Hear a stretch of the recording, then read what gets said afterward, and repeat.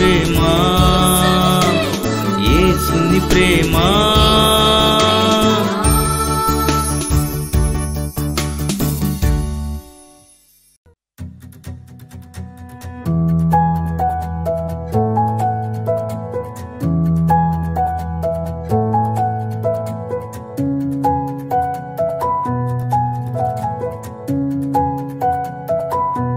స్తుతి నైవేద్యం.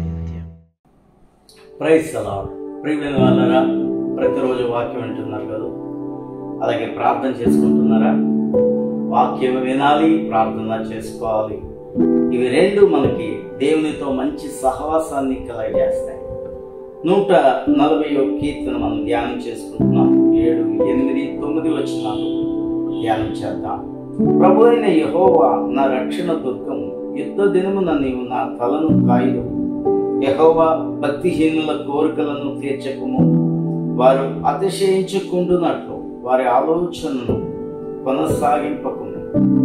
నన్ను చుట్టుకుని వారు తల ఎత్తిన యెడల వారి పెదవులు చేటు వారిని ముంచును కాక.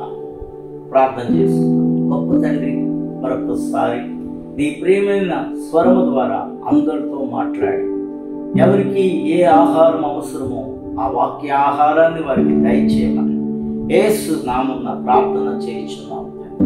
ఆమేన్. భక్తుడైన దావీదు చెప్తున్నాడు, దేవుడే నా రక్షణ దుర్గం. నిజము, యెహోవా నా రక్షణ దుర్గం. దుర్గము అంటే ఏంటి? కోట. కాబట్టి దేవుడే క్రైస్తవునికి రక్షణ దుర్గం. హల్లెలూయా.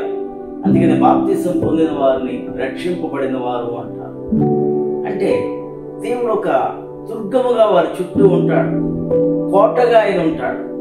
కాబట్టి వారికి కాపుదల దేవుడే. ఏంటి మనం పెట్టుకునే వాచ్మెన్లు, లేకపోతే గుర్ఖాలు, లేకపోతే ఏంటి చాలా మంది పెట్టుకునే ఆ పెద్ద బలవంతులైన మనుషులు కాదండి. దేవుడే క్రైస్తవునికి దుర్గమై ఉన్నాడు, రక్షణ దుర్గమై ఉన్నాడు. కాబట్టి భయం ఎందుకు పడతావు? క్రైస్తవుడా, నీకు దేవుడు రక్షణ దుర్గంగా ఉన్నాడని ఎప్పుడైనా ఆలోచించావా?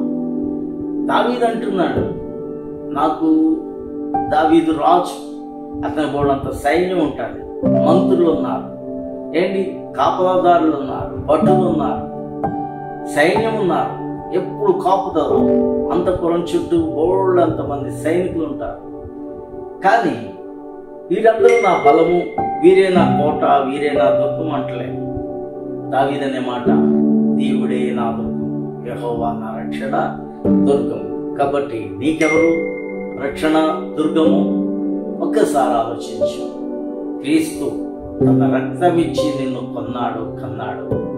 నిన్ను రక్షించే రక్షణ దుర్గము యేసే. హల్లెలూయా. ఇక్కడ చూడండి అంటున్నాడు, యుద్ధ దినమున నీవు నా తలను కాయుదు. యుద్ధ దినమున తలను కాస్తాడు దేవుడు అంటున్నాడు. నిజమే, రాజులు యుద్ధాలు చేసేటప్పుడు ఈ తల అనేది చాలా ప్రాముఖ్యమైనది. రాజులు ఒకరినొకరు గెలవాలంటే వాళ్ళని చంపక్కర్లు, ఈ తల మీద ఉండే కిరీటాన్ని పడగొడితే ఏంటి అతను ఓడిపోయినట్లే. కాబట్టి ఆ కిరీటాన్ని కాపేవాడేవాడు, ఈ తల ఈ పీక నుండి ఏంటి తెగిపడకుండా కాపాడేవాడు ఎవరు తెలుసా? దేవుడు వచ్చి. హల్లెలూయా. అంటే నీ పరువు ఆయన తీసేవాడు కాదు. నిన్ను కాచే దేవుడు కునుకడు, నిద్రపోడు. కాబట్టి ఆయన నీ తలను కాపాడే దేవుడు, నీ కిరీటాన్ని కాచే దేవుడు. కాబట్టి అది ఇక్కడ దావీదు భక్తుడు చెప్తా ఉన్నాడు. హల్లెలూయా. కాబట్టి ప్రియమైన వారలారా, 8వ వచనంలో యెహోవా భక్తిహీనుల కోరికలను తీర్చకు, వారు అతిశయించకుండునట్లు వారి ఆలోచనను కొనసాగింపకు అంటున్నాడు. కాబట్టి భక్తిహీనుల కోరికను దేవుడు ఎందుకు తీరుస్తాడు? భక్తిహీనుల కోరికను, లేకపోతే క్రైస్తవులకు శత్రువులైన వారి కోరికలను దేవుడు తీరుస్తాడంటే తీర్చడు. కానీ క్రైస్తవులు దేవుని మాట వినకపోతే, భక్తులే దేవుని మాట వినకపోతే అప్పుడు శత్రువుల కోరిక తీర్చబడుతుంది. కాబట్టి దావీదు అంటున్నాడు, భక్తిహీనుల కోరిక తీర్చుదు ప్రభు. ఇదిగో వారి అతిశయించుకుంటున్నట్లు వారి ఆలోచన కొనసాగిపోద్దు ప్రభా అంటున్నాడు. కానీ మన పొరపాట్లు, మన భక్తిహీనత, లేకపోతే మనం దేవుని మాట వినకుండా భక్తి చేసేవారంగా ఉంటే అది దేవునికి ఇష్టమైనది కాదు అని మనం గ్రహించాలి. హల్లెలూయా. నన్ను చుట్టుకున్న వారు తల ఎత్తిన ఎడల వారి పెదవుల చేటు వారిని ముంచును గాక అంటున్నాడు. అవునండి, మరి మనం చుట్టుకునేవారు తల ఎత్తిన ఎడల వారి పెదవుల చేటు వారిని ముంచును గాక. కాబట్టి ఇదొక ప్రార్థన విజ్ఞాపన దేవునికి చేస్తున్నాడు దావీదు. ఏంటి, నా మీద ఎవరైతే శత్రువులుగా ఉన్నారో భక్తిహీనులు ప్రభా, మరి వారి యొక్క ఆలోచన సఫలం చేయదు, వారి కోరికను తీర్చవద్దు, వారు అతిశయించేటట్లుగా నువ్వు చేయవద్దు అంటాడు. అని నన్ను చుట్టుకున్న వారు తల ఎత్తిన ఎడల వారి పెదవుల చేటు వారిని ముంచు కాక. కదా, మనం ఒకవేళ చుట్టుకుని వారి తలెత్తుకునేటట్లుగా ఉంటే వారి పెదవుల చేటట వారిని ముంచు. వారు మాట్లాడే మాటలు ఒకసారి ఏదైనా కొంచెం విజయం పొందినట్లుగా వారు అనిపిస్తే చాలా రెచ్చిపోతూ ఉంటుంటారు కదండి. క్రైస్తవులు హింసించేవారు ఒక్కోసారి వారికి ఏదైనా చేయవచ్చినట్లయితే చాలా విచ్చలవిడిగా విర్రవీగుతో మాట్లాడుతూ ఉంటారు. కాబట్టి అలాంటి వారి యొక్క మాటలు ఉంటాయి చూసారా, గర్వపు మాటలు వారిని ముంచుతాయని చెప్పి భక్తుడైన దావీదు చెప్పాడు. అందుకనే గర్వాన్ని దేవుడే తర్వాత అణిచివేస్తాం.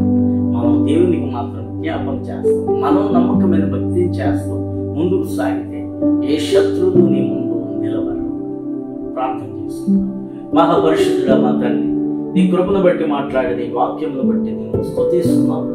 ఇదిగో దేవా, మా మీద శత్రువులకు విజయం ఇచ్చేవాడు కాదు, కానీ ఇదో శత్రువులు విజయం పొందారు అంటే మా లోపంలో మమ్మల్ని క్షమించి ఏదో కృప దయచేసి మమ్మల్ని మరలా తలెత్తుకునేవారుగా మార్చమని యేసు నామమున ప్రార్థన చేయించున్నాము.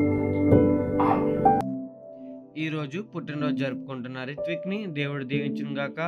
చిన్ననాటి నుండి పెద్దల దయందును దేవుని దయందును వర్ధిల్లుతూ రిత్విక్ ఎదుగును గాక.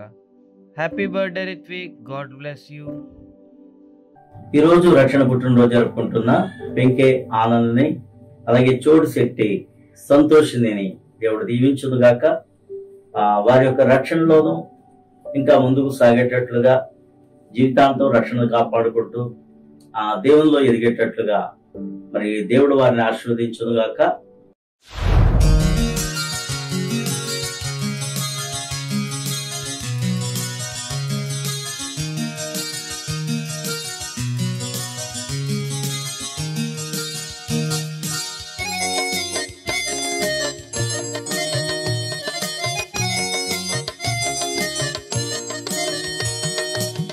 కలిగి పరిగెడదాం, సాతానుని పనిపడదాం, లోకమంత యేసు వార్త చాటుదా, క్రీస్తేసు